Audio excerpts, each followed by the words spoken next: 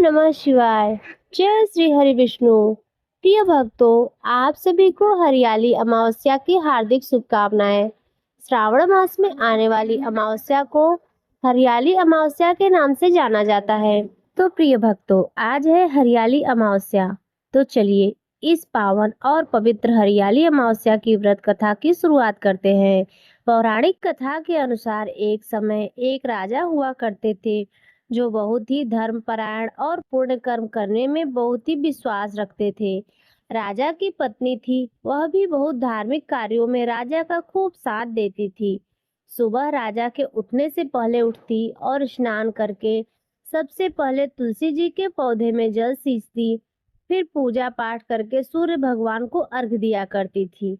राजा और रानी दोनों एक दूसरे से बड़े ही खुश थे। ऐसे ही उनका जीवन चल रहा था।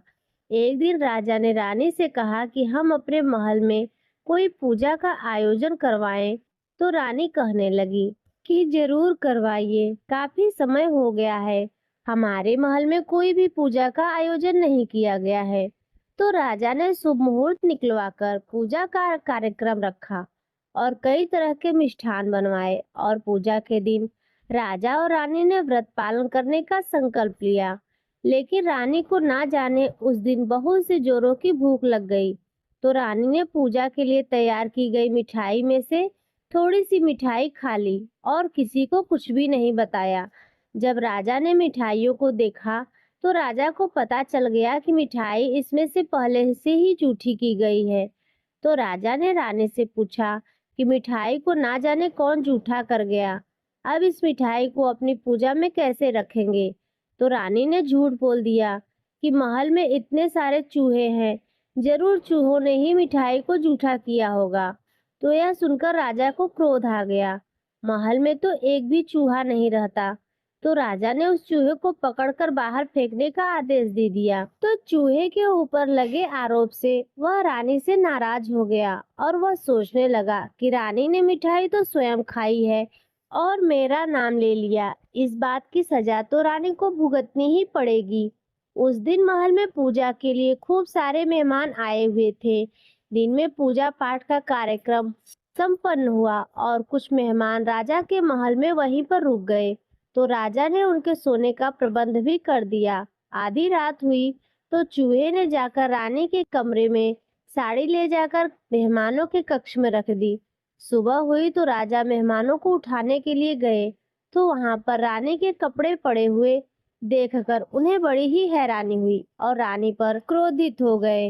राजा ने रानी को उसी समय महल से बाहर निकाल दिया। तब रानी ने राजा से कुछ नहीं कहा क्योंकि रानी को समझ में आ गया कि मैंने आज झूठ बोला था, उसी का फल मुझे इस रूप में मिल रहा है।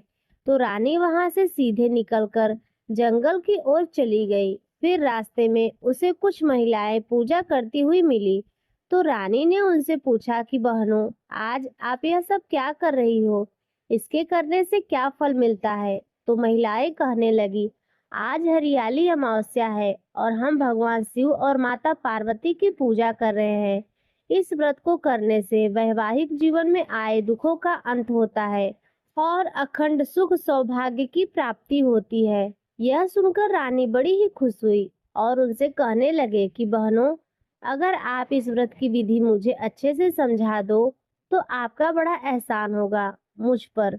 तो व्रत की सारी विधि जानकर रानी ने उस दिन उन महिलाओं के साथ भगवान शिव और माता पार्वती की पूजा की। उसके बाद वह जंगल में चली गई। वहां जाकर झोपड़ी बनाकर रहने लगी और रोजाना शाम को उन महिलाओं के पास आकर शिव पार्वती जी की पूजा करती और एक घी का दीपक जलाकर उनके पास ज्वार बोती और पूजा करने के बाद पुराने का प्रसाद बांटती। तो एक दिन की बात है कि राजा शिकार करके उधर से जा रहे थे। तो जाते आते अंधेरा हो गया। राजा की नजर पड़ी कि कोई चमकीली वस्तु नजर आ रही है। तो राजा देखने के लिए उस पेड़ के पास चले गए। राजा ने जाकर देखा कि वहां तो बहुत सारे दीपक जल रहे हैं और वह आपस में भी बात कर रहे हैं। सारे अपनी अपनी आपबीती बता रहे थे और रानी का वह दिया चुपचाप बैठा था। तो सारे दिए कहने लगे कि तुम चुपचाप क्यों बैठे हो, तुम अपनी बात भी हमें बताओ। तुम्हारी पूजा क्यों की जाती है? तो दिया कहने लगा, मैं तो राजा के घर का हूँ, मैं क्यों बोलूं? मेरे राजा बहुत ही धर्मपरायण थे और रानी भी राजा की हर धार्मिक कार्यों में उनका साथ देती थी। और एक दिन महल में पूजा का कार्यक्रम रखा गया। उस दिन रानी को न जाने क्या हो गया। उन्हें बहुत जोरों की भूख लग गई और उन्होंने प्रसाद की मिठाई में से थोड़ी सी मिठाई खा ली। जब राजा ने पूछा तो रानी ने चूहे का नाम ले लिया, जिससे वह चूहा बहुत क्रोधित हो गया और अपना बदला लेने के लिए उसी रात रानी के कपड़े ले जाकर मेहमानों के कमरे में रख दिया। सुबह जब राजा रानी के कपड़ों को मेहमानों के कमरे में देखा तो वह क्रोधित हो गए। वह इस बात से अनजान थे कि रानी निर्दोष है और उन्होंने रानी को महल से निकाल दिया। तभी से रानी यहाँ पर झोपड़ी बनाकर रहती है और शिव पार्वती जी की पूजा करके यह दीपक जलाती है। मैंने रानी को आशीर्वाद दिया है कि वह हमेशा खुश रहे, लेकिन राजा को जाकर कौन बताए कि रानी बेकसूर है। तो राजा यह बात सारी चुपके से सुन रहे थे। सच्चाई जानकर राजा को बड़ा ही दुख हुआ और वे रानी को इधर उधर ढूंढने लगे। रात्रि में कोई झोपड़ी नजर नहीं आ रही थी, तो राजा वही पेड़ के पास सो गए। सुबह होने पर उठे और फिर रानी की तलाश करने लगे।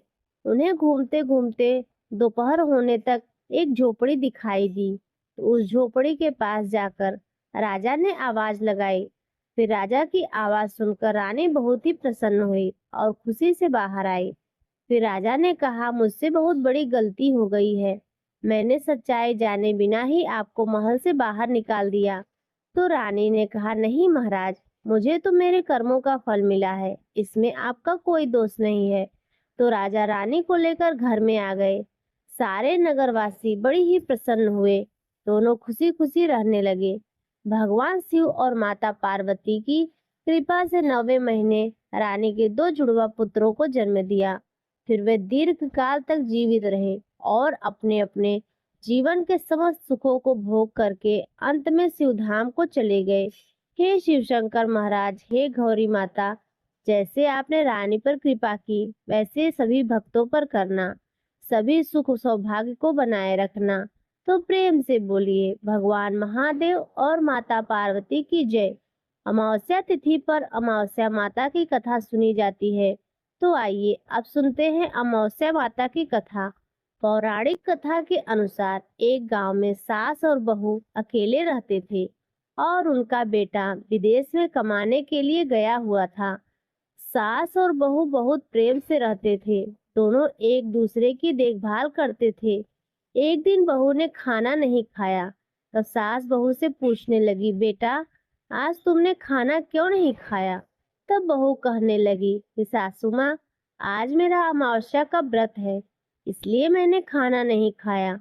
तब सास ने कहा, बहू, यह व्रत क्या होता है और इस व्रत को करने से क्या फल मिलता है, यह मुझे भी समझाओ। तब बहू कहने लगी, सासू माँ, अमावस्या माता का व्रत करने से बहुत पुण्य मिलता है। घर में अन्न धन बना रहता है और सुख शांति बनी रहती है। अटल सुहाग मिलता है, पुत्र की प्राप्ति होती है। इसी तरह से 3 पनौती अमावस्या माता का व्रत भी रखा जाता है। इस व्रत में हर अलग अलग खाना खाया जाता है और विष्णु भगवान के मंदिर में चढ़ावा चढ़ाया जाता है।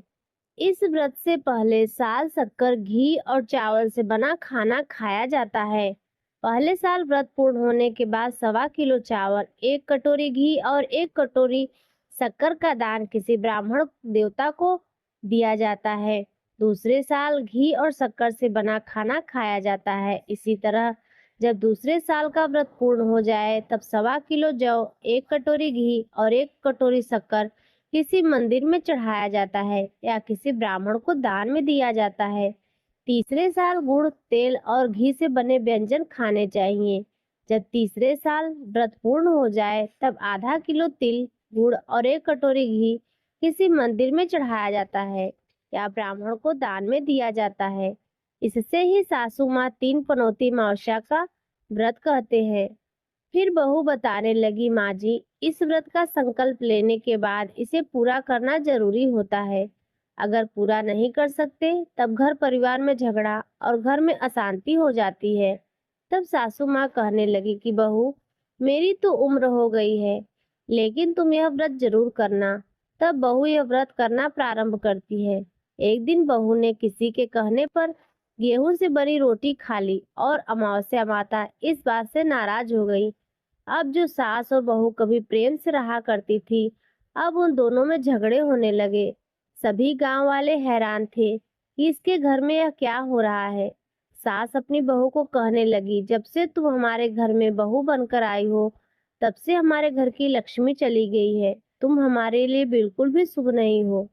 तब बहू ने कहा, माँ जी, आपके घर लक्ष्मी चली गई है, मुझे बताओ कहाँ मिलेंगी, मैं लक्ष्मी को लेकर आऊंगी। तब सासू माँ कहने लगी, बहू, लक्ष्मी तुम्हें समुद्र के बीच भगवान विष्णु के पैर दबाते हुए मिलेंगी। यह सुनकर बहू यह कहकर चली जाती है कि माँ जी, अब मैं तो लक्ष्मी जी को लेकर ही आऊंगी, नहीं तो मैं इस घर में पैर भी नहीं रखूंगी। ऐसा कहकर बहू लक्ष्मी की खोज में चली गई। जब बहू लक्ष्मी की खोज में निकली, तब उसे बीच रास्ते में गाय मिली। गाय बहू से पूछने लगी, आप कहाँ जा रही हो? तब बहू कहने लगी, माता, मेरी सास कहती है मेरे आने से तुम्हारे घर की अन्न धन की कमी हो गई है और उनके घर से लक्ष्मी चली गई है, तो मैं लक्ष्मी को लेने जा रही हूँ। तब गाय माता कहने लगी, बेटी, अगर तुम जा ही रही हो तो भगवान से मेरे बारे में भी पूछ लेना। तब बहू कहने लगी, ठीक है गाय माता, मैं आपके बारे में भी पूछ लूंगी।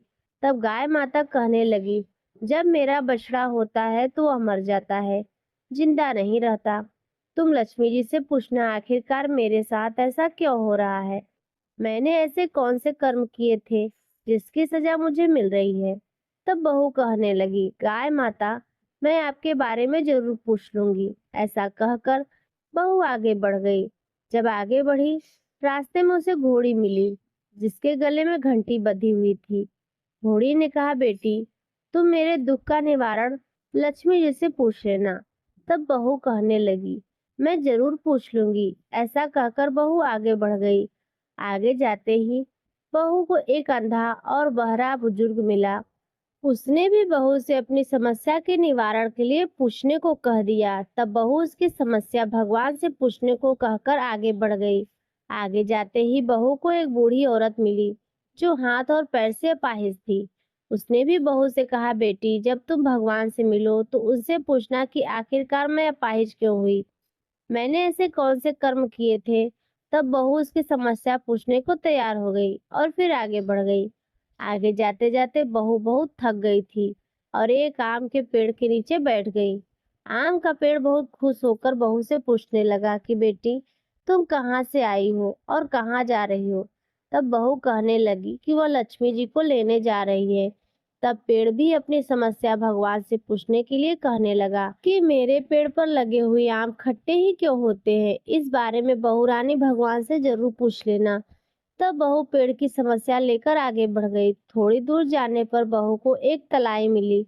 वह भी बहू से कहने लगी, बहू, तुम भगवान से पूछना कि मेरी तलाई का पानी इतना मैला क्यों है, कोई यहाँ आकर पानी नहीं पीता। तब बहू कहने लगी कि मैं जरूर पूछ लूंगी। ऐसा कहकर बहू आगे बढ़ गई। बहुत दिनों से जंगल में चलते चलते बहू बहुत थक गई थी। उसे भूख भी लगी थी, लेकिन खाने को कुछ भी नहीं मिला, तो वह भूख और प्यास से बेचैन हो गई और जंगल में बेहोश हो गई। उसी समय भगवान श्री हरि और माता लक्ष्मी जी घूमते घूमते उधर जा रहे थे। तब माता लक्ष्मी जी और विष्णु भगवान से कहने लगी, हे नाथ, यह तो आपकी बहुत बड़ी भक्त है, आप इसके दुख का निवारण कीजिए। तब भगवान श्री हरि कहते हैं कि इस संसार में बहुत से जीव दुखी हैं, सभी अपने कर्मों का फल भोग रहे हैं, मैं किस किस के दुख का निवारण करूं? तब माता लक्ष्मी जी भगवान श्री हरि से विनती करने लगी और कहने लगी कि वो भूखी और प्यासी है, अगर इसे जंगल में छोड़ दिया जाए तो जंगली जानवर उसे खा जाएंगे। माता लक्ष्मी की बात सुनकर भगवान श्री हरि एक साधु का वेश धारण करके बहू के पास गए और उसे होश में लेकर आए। बहू के होश में आते ही साधु वेश में भगवान उससे पूछने लगे कि वह यहाँ क्यों आई है और कहाँ जा रही है।